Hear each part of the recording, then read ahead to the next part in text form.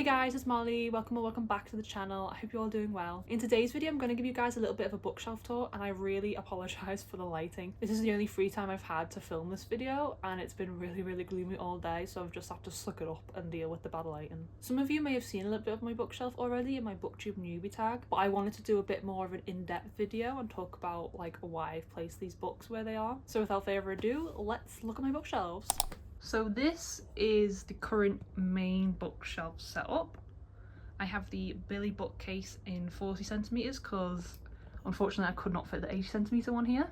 I'm hoping soon to be able to shimmy my furniture along a little bit, so maybe I can like widen this gap over here and then like squeeze in the bookcase between the desk and the chest of drawers here. And I'll probably end up doing a bookshelf reorganization video for that as well. But for now, this is what I've got. So, oh, these should be over here.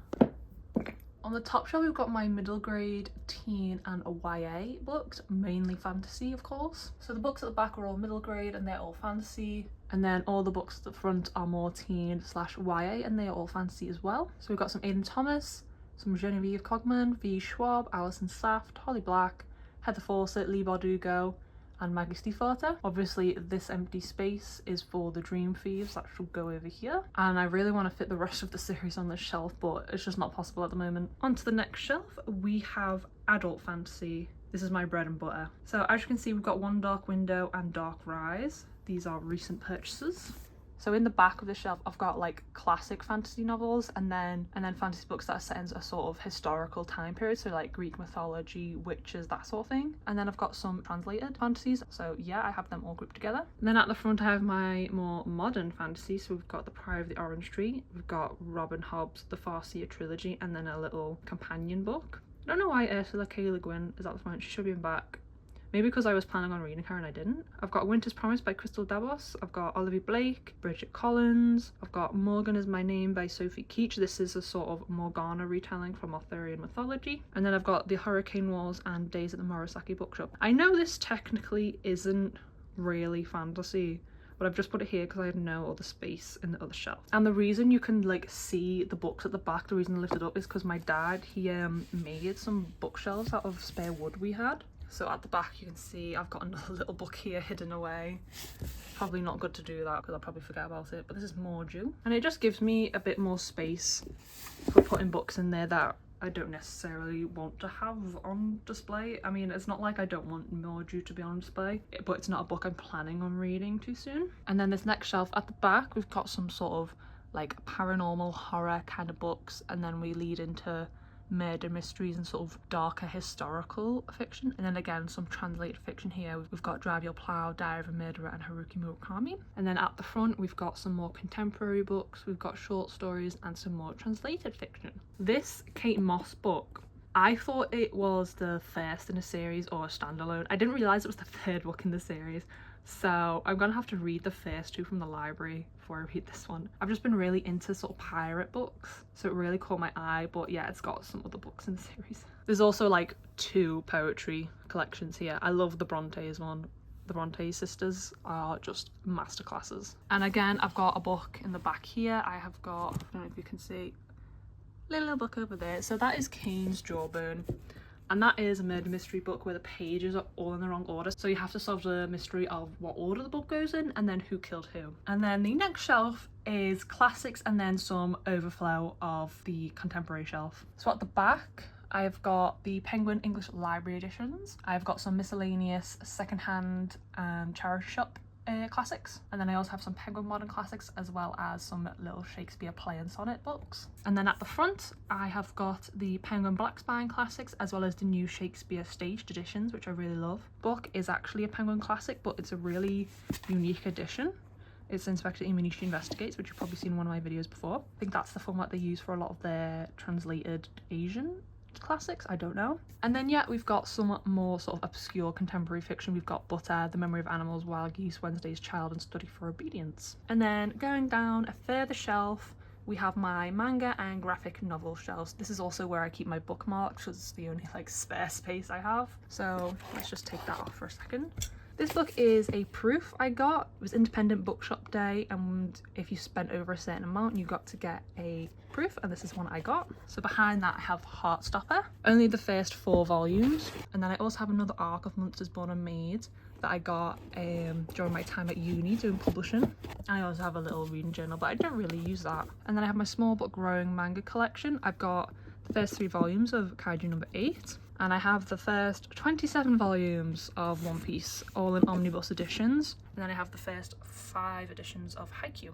So far I've only read 18 volumes of One Piece, so I need to read these 3. I've read all the Haikyuu, and I've only read volume 1 of Kaiju number 8, so that's definitely something for me to do in the future, start finishing those mangas. And then on the bottom shelf we have non-fiction. So I'm not a big non-fiction reader, but these are just sort of books like I want to read, are important to me, or have information I may want in the future but not at the moment. I don't know. So I have some textbooks from my time at my publishing masters. I have a book about penguin book covers. I have a few little design books. I have some books about philosophy and race. I have the Diary of Anne Frank. This was a very formative book for me. I read it when I was quite young. I read it when I first learnt about World War II, and it was very moving for 12-year-old me. Or was I a bit younger? I think I was a little bit younger than 12 when I read it. And then we have the Diary of a Young Naturalist. I actually got this, Girl, Woman, Other, and then Murder Most Unladylike at the top when I got shortlisted for the Student Design Award for Penguin. I think it was the 2022 one. I actually won 3rd place. I won 3rd place for designing an adult fiction cover for Girl, Woman, Other. And that was really exciting for me because I've never won anything in my life. But yeah, and then we've got Bad Gaze, which seems like such an interesting read. I have a Latin dictionary that I got when I first read the Raven Cycle, because I don't know, it just made Latin seem so cool. And then yeah, some more books about design and a little William Morris little book, because I'm obsessed with William Morris. And then my old Kindle Fire that I haven't switched on in forever. I have a French phrase book and dictionary because I did French at GCSE. I have a little history of archaeology because I'm actually really obsessed with ancient Egypt and like archaeology stuff, and like any sort of movies about archaeology, especially The Mummy. That was a favourite. I've got the Malleus Maleficarum, if I'm saying that right. This is a book that is just sort of a, how would you say it, sort of a transcription of an old guide of how to spot witches, which again I always find interesting. Witchcraft is just something I really love learning about. And then another proof that was from that same independent bookshop week as the It Comes From the River. Non-fiction is obviously at the bottom because it's the genre I read the least, but I think this shelf seemed just so much more like claustrophobic. I don't know, I really want the 80cm bookshelf. I'm sorry about all the wires, but we're right next to my desk, so.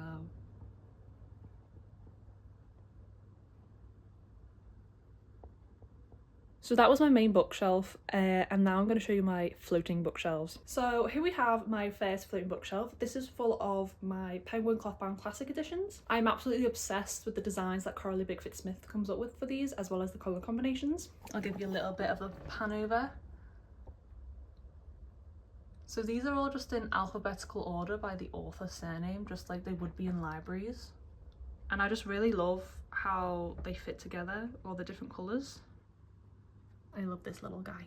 These shelves are more of a sort of art installation for me. These are like the main sort of special edition books that I collect. I don't really collect any other special edition books. And they're just sort of the centerpiece of my room. And it just marries together my love for both book design and reading. And then right here between my door and my wardrobe, we have my floating bookshelves full of all the other hardback books I have. So this bottom shelf is generic hardback books, and the top is more sort of special edition, like, you know, Waterstones or these like Barnes & Noble's editions. I don't know if you can actually see that top shelf because my tripod doesn't go high up enough. So yeah, this bottom shelf, these are just the generic hardback books, which are very nice. And then this is just a fake book that I use at the end. And then at the top, excuse my suitcase, we have got some more special edition-esque hardback books. So we've got this book that I absolutely love called The Egyptian Book of the Dead. It's really gorgeous, really gorgeously bound, really gorgeous papers and art. And then we have Complete Tales of Edgar Allan Poe, Grimm's Complete Fairy Tales, and The Morte d'Arthur. So I think these are like those Barnes & Noble special editions that somehow make their way over to the UK. I got these two at Costco, and then I got this one at my local independent. And then you probably can't read it because the line's bad, but this is The Cruel Prince by Holly Black. This was the Waterstones edition that they did, but for some reason mine's not velvet. I did a click and collect and then I got it and I was like, where's all the velvet gone? But it's whatever. And then I have this The Boy, the Horse, what is it? The Boy, the Mole, the Fox and the Horse.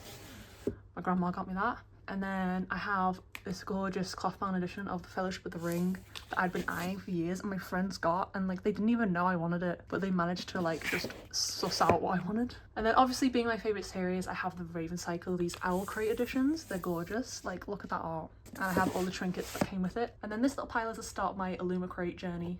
I really want to read Hammerjang Look. It sounds really interesting, like a heist in space, like Ocean's 8 in space. Really want to read that. And then this is my little flower vase that moves around my room at my whim. I also have some books in this super secret little area behind this curtain, but it's a mess back there. We're not gonna look. And you probably know about my TBR card, but if you haven't, maybe go check out that video to see what I've got that I want to read this year.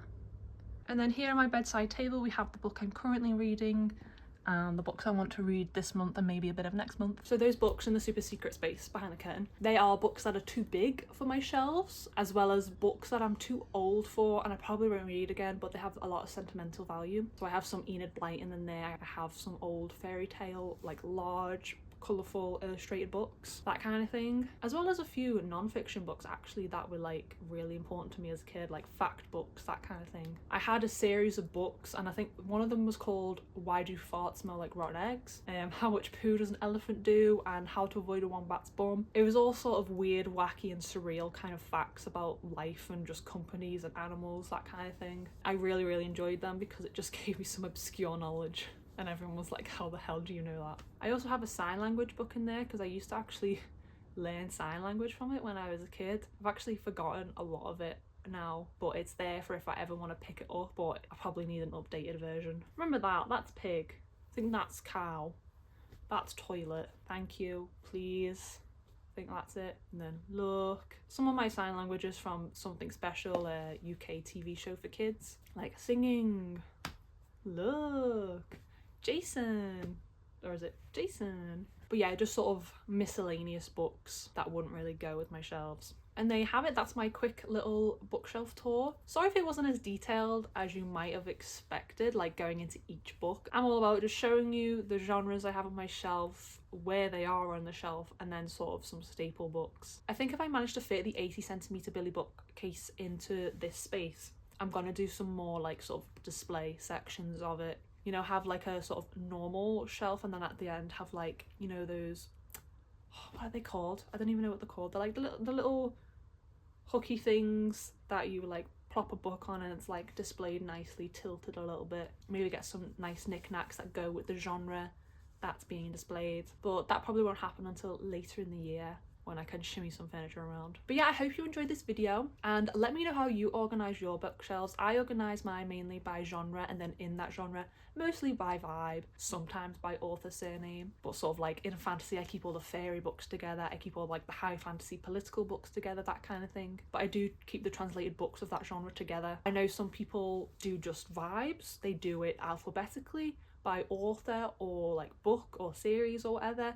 Some people do like rainbow shelves, so let me know how you organise your shelves. I'm always up for learning about unique sorting systems, and I definitely like to learn more for when I do get my new bookshelf, hopefully, because then I might have a bit of fun doing different kinds of sorting systems for that bookshelf and seeing which one I like better. If you made it this far in the video, please comment a stack of books, and thank you guys so much for watching. I will see you next time. Sweet dreams!